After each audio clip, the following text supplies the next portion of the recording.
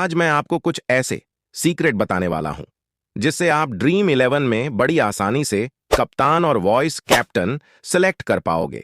ये कुछ ऐसे सीक्रेट हैं जिन्हें ग्रैंड लीग विन करने वाले लोग आपसे छुपाते हैं। सबसे पहला सीक्रेट, सबसे बड़े प्लेयर को कैप्टन मत बनाओ ड्रीम 11 में। अगर आप सबसे ज्यादा परसेंटेज वाले प्लेयर को कैप्टन बनाते हो तो आपके जीतने के चांस लगभग ना के बराबर होंगे। अब मैं ऐसा क्यों बोल रहा हूं, उससे पहले समझते हैं ड्रीम 11 की कुछ इंपॉर्टेंट बातें। देखो, ड्रीम 11 में ग्रैंड लीग जितना सबका सपना होता है, पर आपके और इस 2 करोड़ के सपने के बीच आ जाते हैं कुछ और 1 करोड़ लोग जो आपकी ही तरह लक आजमा रहे हैं। इसलिए ग्रैंड लीग जितना एक दिन का खेल नहीं है, इसमें टाइम लग सकता है। तो थोड़ा पेशेंस रखें और टीम बनने पर फोकस करें, ना कि इस बात पर कि आज कितने पैसे वापस आए हैं और कितना लॉस हुआ है। दूसरी बात यह है कि कोई भी आपको ग्रैंड लीग जीतने की गारंटी नहीं दे सकता। बहुत सारे यूट्यूबर बोलते हैं कि हमारे टिप्स एंड ट्रिक्स का यूज करके आप ग्रैंड लीग जीत जाओगे, जो कि बिल्कुल ही गलत है। अगर उनकी टिप्स एंड ट्रिक्स से रैंक 1 आ रही होती तो ये खुद ही रोज 2 करोड़ जीत लेते। अगर आपसे कोई ग्रैंड लीग जीताने की बोले तो उसकी कमेंट में ले लिया करो। मैं आपको कभी भी ग्रैंड लीग जीताने का वादा नहीं करूंगा। मैं बस इतना बोलूंगा कि मेरी टिप्स का यूज करके आपकी रैंक जरूर इंप्रूव होगी। अगर आपकी रैंक लाखों में आती है तो मेरी टिप्स का यूज करके हजारों में तो आ ही जाएगी। मेरी वीडियो से कई लोगों ने grand league plus small league से अच्छा पैसा कमाया है, जिसे देखकर अच्छा लगता है। मेरी वीडियो डीप एनालिसिस पर होती है, जो आप चाहो तो खुद भी कर सकते हो, पर इसमें आपके 10 से 12 घंटे लग सकते हैं और आपका टाइम इसमें ना वेस्ट हो, इसलिए ये एनालिसिस मैं आपको करके देता हूं और मुझे बदले में कुछ पैसे और सब्सक्राइबर्स। अब बात आती है कि जब ग्रैंड लीग में इतना कंपटीशन है तो ग्रैंड लीग खेले क्यों? तो देखो, अमीर बनने का इससे सिंपल तरीका कोई और नहीं। पूरी जिंदगी काम करने के बाद भी एक मिडिल क्लास आदमी 2 करोड़ नहीं कमा सकता।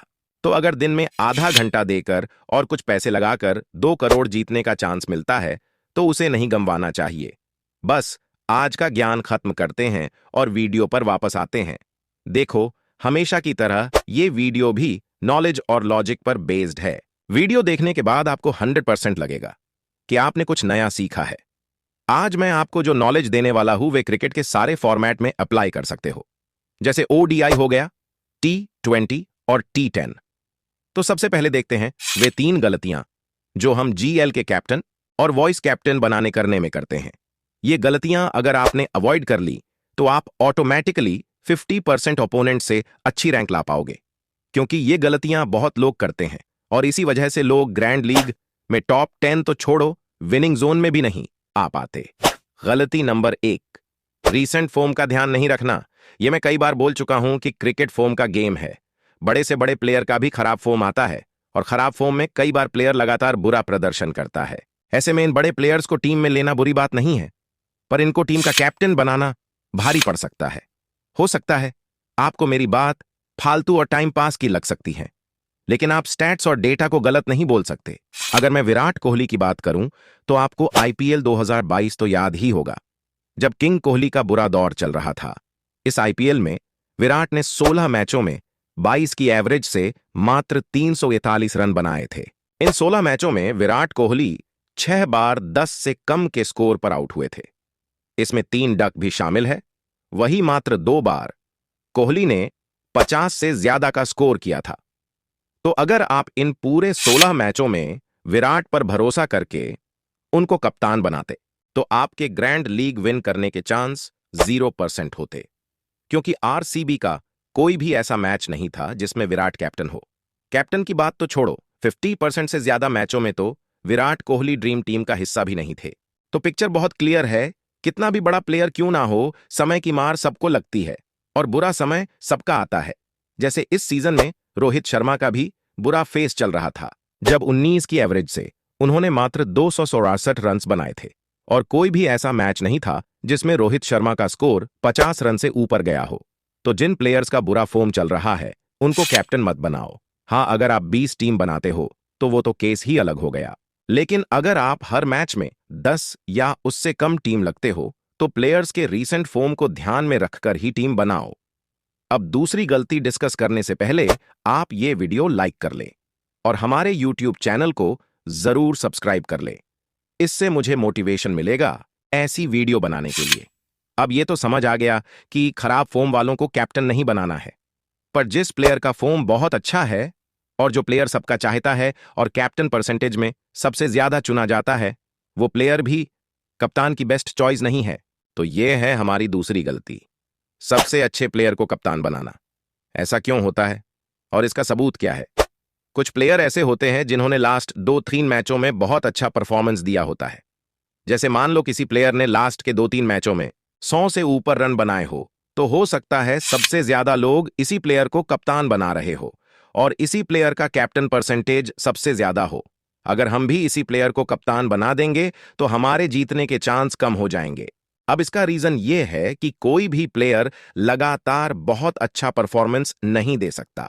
हाँ, ऐसा हो सकता है कि कोई प्लेयर लगातार अच्छा प्रदर्शन कर रहा हो, ऐसे में उस प्लेयर को टीम में सेलेक्ट करना बनता है। हाई चांस है कि वो ड्रीम टीम में आएगा, पर उस प्लेयर को आप कैप्टन नहीं बना सकते क्योंकि चांसेस कम ही हैं कि वह प्लेयर मैच में सबसे ज्यादा पॉइंट देगा, और मैच में सबसे ज्यादा पॉइंट्स देने वाले प्लेयर्स ही ड्रीम 11 में कैप्टन होते हैं। इसको एक एग्जाम्पल से समझते हैं। आईसीसी वर्ल्ड कप 2023 में वार्नर ने पाकिस्तान के खिलाफ 133 रन की जोरदार पारी खेली थी। उसके बाद नीदरलैंड के खिलाफ भी 104 रन की पारी खेली और उसके बाद न्यूजीलैंड के खिलाफ भी 81 रन की पारी खेली। इससे वार्नर के लिए लोगों के मन में ट्रस्ट बिल्ड हो गया कि भाई ये प्लेयर तो हमेशा ही जोरदार परफॉर्मेंस देता है, तो इसको कप्तान बनाना सेफ है। तो इसलिए इंग्लैंड के खिलाफ वार्नर को लोगों ने 37% कप्तान बनाया। मतलब अगर 1 करोड़ लोग मेगा कॉन्टेस्ट खेलते हैं तो उसमें से 27 लाख लोगों ने वार्नर को कप्तान बनाया और नतीजा क्या निकला? वार्नर 50 रन पर ही आउट हो गया और यह 27 लाख लोगों का उसी समय ग्रैंड लीग जीतने का सपना वहीं टूट गया। तो हमें इन 27 लाख लोगों में नहीं आना है। जिसका कैप्टन परसेंटेज सबसे ज्यादा है उसको कैप्टन नहीं बनाना है। हां, अगर आप 6 से ज्यादा टीम लगा रहे हैं तो बात अलग है, पर अगर 6 या उससे कम टीमें लगा रहे हैं तो हमें सबसे ज्यादा परसेंटेज वाले प्लेयर को अवॉइड करना है। पर अब आप बोल सकते हैं कि यह तो सिर्फ एक एग्जाम्पल हुआ, हो सकता है यह बाय चांस हुआ हो। मैंने वर्ल्ड कप के लगभग 40 मैच एनालिसिस करे हैं और उसमें से 2 या 3 मैच ऐसे थे जिसमें सबसे ज्यादा कैप्टन परसेंटेज वाला प्लेयर ड्रीम टीम का कप्तान था। तो यह तुक्का तो बिल्कुल भी नहीं है। अगर आपको विश्वास नहीं होता तो यही एनालिसिस आप खुद भी कर सकते हो, रिजल्ट सेम मिलेगा। और एक और रीजन यह भी है कि भीड़ के साथ शामिल होने का कोई फायदा नहीं है। जैसे अगर हम ऑस्ट्रेलिया वर्सेस इंग्लैंड वाला वही मैच लें तो मान लो वार्नर ड्रीम टीम का कप्तान भी होता तो हमको 33 लाख टीमों से रैंक 1 के लिए कंपटीशन करना पड़ता। ऐसे में जीतने के चांस वैसे भी कम रहते।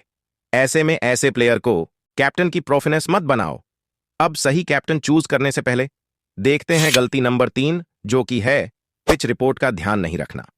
हां, यह बात बिल्कुल सच है कि कई बार पिच रिपोर्ट धोखा दे जाती है और एक्चुअल मैच में पिच बिल्कुल ही अलग बिहेव करती है। लेकिन अगर 10 में से 7 बार भी पिच रिपोर्ट सही जाती है तो हमारे लिए फायदे की बात है। बाकी गलत पिच रिपोर्ट वाले दिन को आप बैड लैक भी बोल सकते हो। तो पिच रिपोर्ट के अकॉर्डिंग ही अपनी टीम बनाओ। बैटिंग पिच पर बैट्समैन या बैटिंग ऑलराउंडर को कैप्टन बनाओ। अब बैटिंग ऑलराउंडर वो प्लेयर होते हैं जो ऑलराउंडर होते हैं, पर इनका बैटिंग ऑर्डर ऊपर होता है, जैसे रचित रविंद्र हो गए न्यूजीलैंड में। और बॉलिंग पिच पर बॉलर को कैप्टन बनाओ। अब इसमें यह भी देखो कि पिच स्पिन को फेवर कर रही है या पेसर्स को। अगर स्पिन को फेवर कर रही है तो किसी स्पिनर को कैप्टन बनाओ। पेसर्स को फेवर कर रही है तो किसी पेसर्स को कप्तान बनाओ।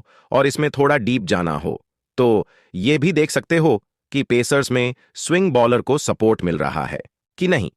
इसके लिए आप विन कंडीशन और वेदर देख सकते हो। अगर हवा तेज चल रही है और मैदान के ऊपर क्लाउड्स है तो समझ लो स्विंग बॉलर्स को ज्यादा चांसेस होंगे। इसका बेस्ट एग्जांपल है इंग्लैंड। अब बात करते हैं कि गलतियां अवॉइड करके बेस्ट कैप्टन कैसे चूज करें। तो देखो, कैप्टन किस प्लेयर को बनाना है यह डिपेंड करेगा कि आप मैच में टोटल कितनी टीम लगाने वाले हो। अगर एक टीम लगाने वाले हो तो इसमें बहुत ध्यान से कैप्टन चूज करना। सबसे पहले तो हमको उस प्लेयर को बिल्कुल कैप्टन नहीं बनाना है जिसका कैप्टन परसेंटेज सबसे ज्यादा हो। अगर हम ऐसा करते हैं तो हमारी टीम उस भीड़ में शामिल हो जाएगी जिसके जीतने के चांस बहुत कम है और सिंस हम कोई दूसरी टीम भी नहीं लगाने वाले तो जीत के चांसेस और कम हो जाएंगे। इसलिए उस प्लेयर को कैप्टन बनाओ जिसका रिसेंट फॉर्म अच्छा रहा हो, और उस प्लेयर को ज्यादा लोगों ने कैप्टन नहीं बनाया हो, तो इसके लिए उन 3 प्लेयर को आइडेंटिफाई करो जिनका रिसेंट फॉर्म अच्छा हो। इनमें से सबसे कम परसेंटेज वाले प्लेयर को कैप्टन बना दो। अब वाइस कैप्टन की जहां तक बात है, तो इसमें आप थोड़ी रिस्क ले सकते हो और उस प्लेयर को वाइस कैप्टन बना सकते हो जिसको बहुत कम लोगों ने वाइस कैप्टन बनाया हो, पर उसके चलने के चांस ज्यादा हो। अब एक्चुअल में वाइस कैप्टन किसको बनाना है, यह डिपेंड करेगा उस वेन्यू की पिच रिपोर्ट पर और प्लेयर के उस वेन्यू परफॉर्मेंस पर। कुछ प्लेयर किसी कंडीशन में बढ़िया परफॉर्म करते हैं, बस इन्हीं प्लेयर को आइडेंटिफाई करके बना दो। अगर आप 6 टीम लगाते हो तो काम थोड़ा आसान हो जाता है। इसमें अब एक टीम पर ही सारा दारोमदार नहीं है, 1-2 टीम गलत भी निकल गई तो ज्यादा प्रॉब्लम नहीं होगी। तो इसमें सबसे पहले तो हम वह 4 प्लेयर निकाल लेंगे जिनका रिसेंट फॉर्म सबसे अच्छा हो। अब इन प्लेयर को कैप्टन परसेंटेज के हिसाब से हम अरेंज कर देंगे। जिस प्लेयर का कैप्टन परसेंटेज सबसे ज्यादा वो सबसे नीचे, और जिस प्लेयर का कैप्टन परसेंटेज सबसे कम वह सबसे ऊपर। अब जैसा कि हमने पहले डिस्कस करा कि कैप्टन परसेंटेज जिसका सबसे ज्यादा हो उसके चांस कम ही है कि वो ड्रीम टीम का कैप्टन होगा, इसलिए इस प्लेयर को हम ज्यादातर टीम्स में कैप्टन नहीं बनाएंगे। पर यह प्लेयर वाइस कैप्टन का बढ़िया दावेदार है, इसलिए 2 से 3 टीम में हम इसको अपना वाइस कैप्टन बना देंगे। अब जहां तक कैप्टन की बात है, तो टॉप 10 प्लेयर जो हमारी लिस्ट में है उनको हम डिफरेंट टीम में एज कैप्टन रोटेट करेंगे, तो इससे हमारी 6 टीम के कैप्टन तैयार हो जाएंगे। अब जहां तक वाइस कैप्टन की बात है, तो वाइस कैप्टन के लिए भी आप रिसेंट फॉर्म के अकॉर्डिंग टॉप 5 प्लेयर निकाल सकते हो और उनको वाइस कैप्टन डिफरेंट टीम में ट्राई कर सकते हो, या आप क्रिकेट के नॉलेज का यूज करके कोई ट्रम्प प्लेयर को एज वाइस कैप्टन चूज कर सकते हो। अब 10 टीम में तो हम और ज्यादा रिस्क ले सकते हैं, ऐसे में 6 टीम तो आप जैसे पहले बताई है वैसे बना सकते हो। अब बाकी 4 टीम में हम थोड़ी ज्यादा रिस्क लेंगे, क्योंकि अभी तक हमने सिर्फ उन प्लेयर्स को ट्राई करा है जिनका रिसेंट फॉर्म बढ़िया है, लेकिन बाकी बची 4 टीम में अब हम रिस्क भी लेंगे। इसलिए सबसे पहले तो उस प्लेयर को कैप्टन बना देंगे जिसका कैप्टन परसेंटेज सबसे ज्यादा हो। ग्रैंड लीग विन करने की इंटेंशन हो तो ये टीम बहुत रिस्की हो जाती है, लेकिन एक टीम ऐसी बनाने में कोई लॉस नहीं है। ये टीम में पैसा तो वैसे भी वापस आ ही जाएगा। बाकी बची 3 टीम में हम यूज करेंगे स्टेट्स और अपने क्रिकेट के नॉलेज का। तो इसके लिए हम देखेंगे pitch report, batting order, bowling order और परफॉर्मेंस 8 वेन्यू।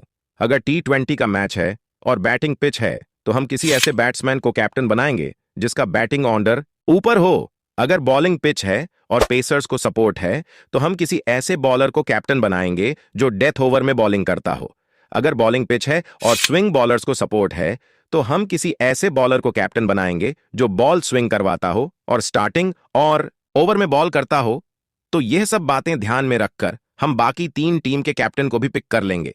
तो इस टाइप से आप पिच कंडीशन और रिसेंट फॉर्म के अकॉर्डिंग कैप्टन और वाइस कैप्टन चूज कर सकते हो। अब regular grand league combination plus small league team के लिए आप हमारा टेलीग्राम चैनल ज्वाइन कर सकते हो, लिंक डिस्क्रिप्शन में है। जाते जाते यूट्यूब चैनल भी सब्सक्राइब कर देना, क्योंकि ऐसी वीडियो आगे भी आने वाली